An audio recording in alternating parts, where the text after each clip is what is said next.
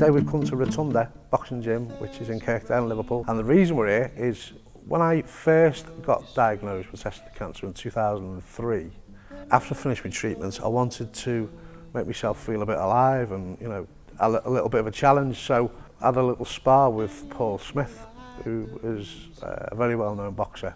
And it was a great experience, and also raised awareness of life after testicular cancer. Like, you can go and do stuff. You know, you can go out and have a few adventures, and you can feel good about yourself. So last year, my cancer came back and I was back on the old chemo. And I wanted to do it again, but I thought, why not do it again and get some of the lads to come along on the day, because boxing's booming at the minute. So most of the lads we help are all big Smith Brothers fans, and we go to a lot of their fights. I said, look, Smith, can you bring yourself and Callum along and have a little spar with some of the recent survivors, and you know, let's give them a good day, make them feel good about yourself. So that's the reason we're here today, is to have a good day out as a survivor, get the lads here, they get to meet the boxers and they get to have a bit of fun with in the ring there with Callum and Stephen. Let the better feeling show, 'cause in our hearts we're petrified to leave. I'm Matt. In 2012 I was diagnosed with stage 1 TC. I had to have an operation, and I was given a course of chemotherapy. They told me it'd make me feel a little bit sick. I wasn't expecting the other changes that would go with it as well. How tired it would make me, its effect on the rest of my body, constant colds, mouth ulcers, cuts and bruises and lumps would get infected. Hardest thing for me with chemotherapy was it's almost like poison going into your body, but it's there in a sense to make you better. But you know, it was a mix of 3 different chemicals coming into me, and I lost all my hair and stuff, and I felt so weak and unable to do things, and I didn't want to see people because of the way that they would perceive me. And you know, it was tough. The chemotherapy is really tough. I had stage 3 germ cell cancer of an unknown origin. Germ cell cancer is a form of testicular cancer which originates in either your testicles or behind your abdominal wall. You don't exactly find a lump like you do with normal testicular cancer, but you do get signs within your testicles that show it's there. Chemotherapy was rough. The easiest way for me to explain it is like if you've been on a bender for a weekend, not slept, not eaten, the way you feel on that Monday, that's how you feel from chemotherapy for weeks and weeks, every day, all night. It's difficult to sleep, but you're tired. It's difficult to eat, but you're hungry. It's just not nice. Obviously there's a common side effects, sickness, feeling nauseous, losing your hair, things that you read about and you do expect, but then the other side effects that you don't expect. All the medication you're on, your moods are different, your hormones are imbalanced. It's a very, very difficult period of time. I was one of the lucky ones with the treatment. A few lads have been through a lot worse than me. I had the 1 dose of chemo, and even that wasn't very pleasant, to be honest, and compared to what some of the lads have been through. I feel quite lucky on that side of things. Chemotherapy, it was rough to start off with.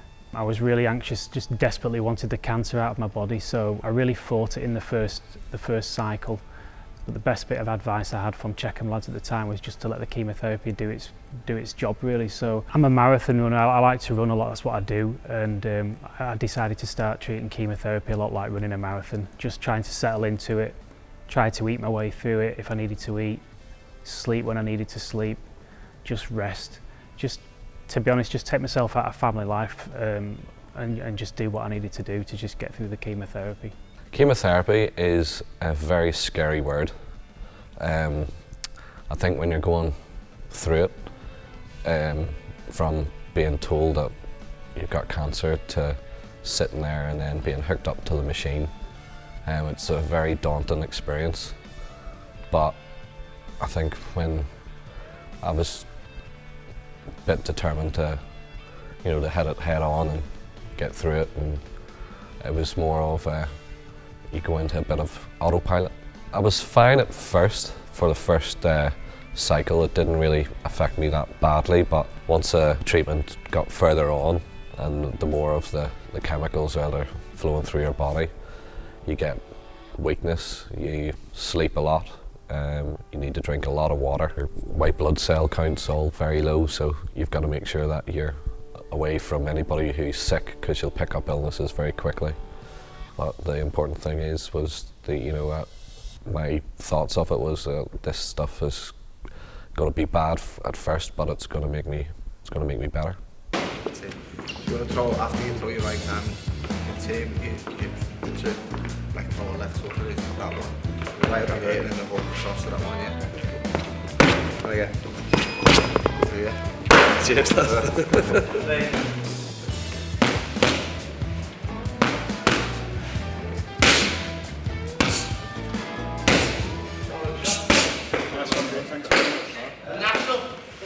When I was first told I had cancer, I knew I was quite ill. There'd been quite a long period of time, maybe 2 to 3 months, where I'd been really poorly and I knew something was seriously wrong. They were unsure what type of cancer I had, so I spent a week in hospital knowing I had cancer, not knowing what type of cancer I had, and that was horrific. It was terrifying, because obviously you think, am I going to die? You know, what type of cancer do I have?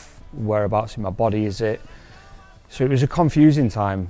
I remember being in the doctors and the doctor just said, you know, I believe you've got cancer, and I didn't believe him at the start, and it was only when I got back to my car outside the doctors that I just broke down in tears and just really didn't know where to go. I felt like my world was just caving in around me. Mortified, to be honest, mortified. Just hearing the word cancer. I fell apart for a few days, thinking I'm not going to survive. Death, life, worry. My kids and my family more than anything. That was the main worry. My greatest fear was dying. You know, the fact that I hadn't had children then, and you know, something that I always wanted was children, and you know how my parents would cope with it, and my girlfriend and stuff, and you know, just like life goals that I had for the future and stuff, that I was frightened that I wouldn't get to fulfil them.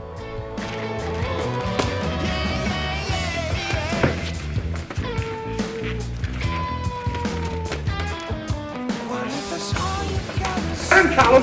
No, hold on.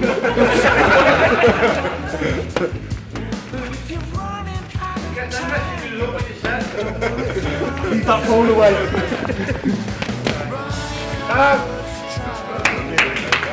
One of the main questions I get asked a lot is, people treat me differently, and a lot of people you expect to be your friend or close to you sort of disappear.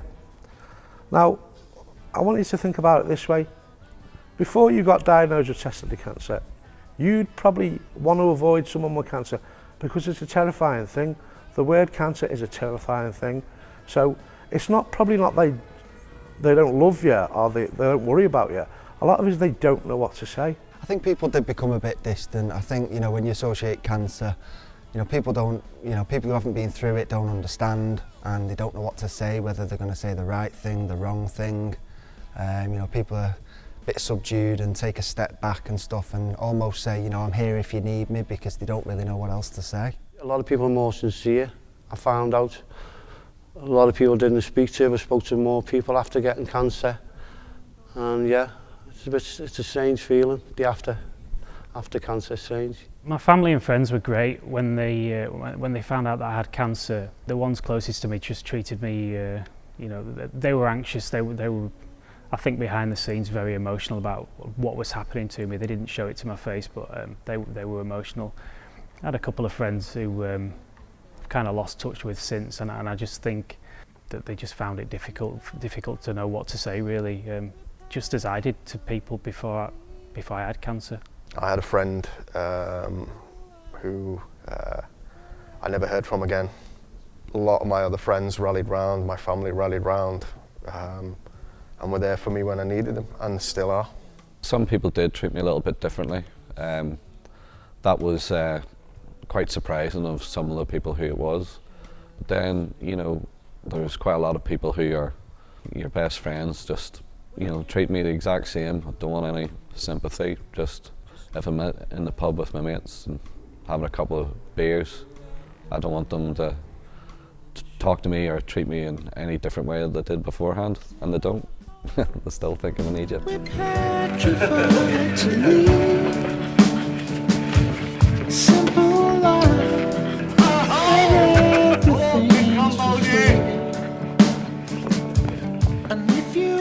To be honest, the first year I found of going into remission after testicular cancer was okay. The first month was absolutely, I was on cloud nine. We all were in my family, just knowing that we weren't having to live with the weekly visits to hospital, and I wasn't going to have to go through the process of having chemotherapy. And the first year continued like that.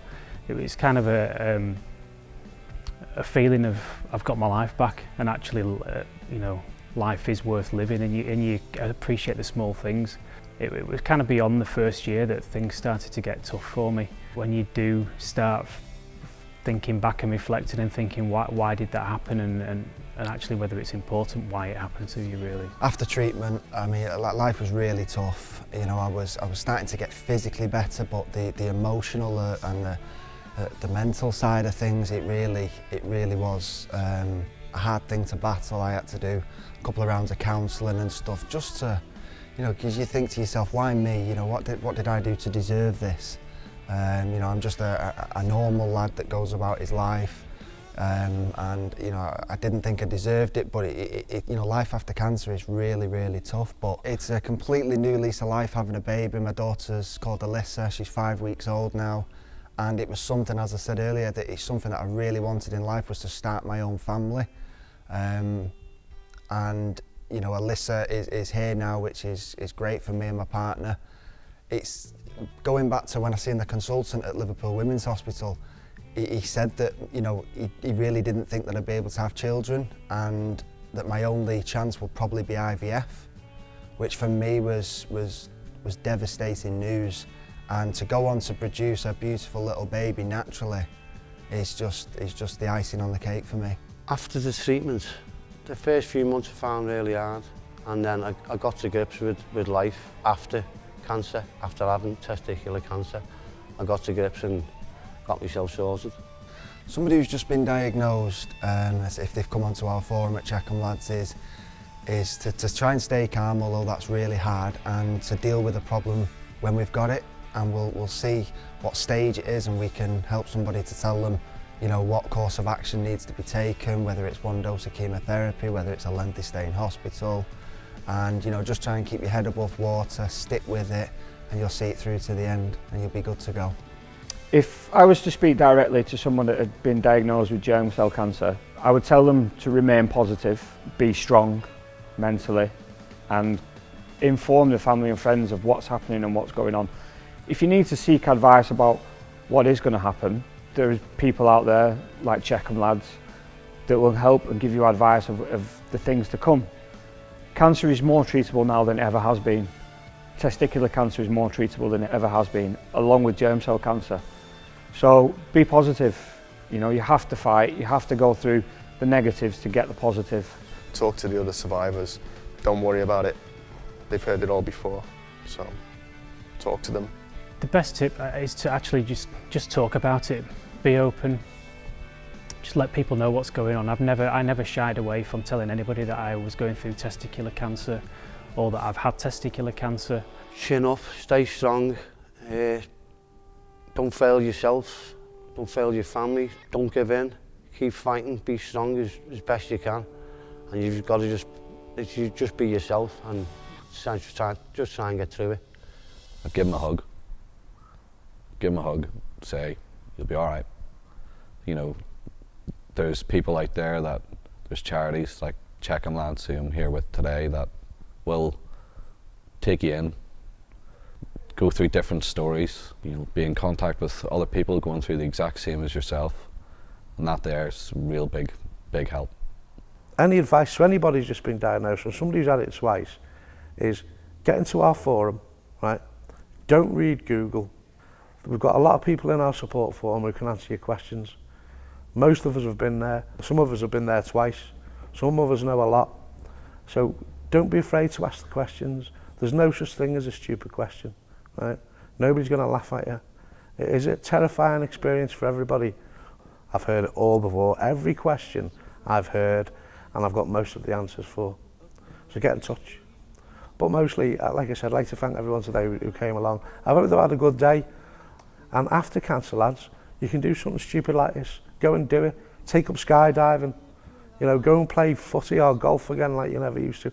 Take up a hobby, right? Get stuck into life, right? Because life's there to enjoy, and you only get one go.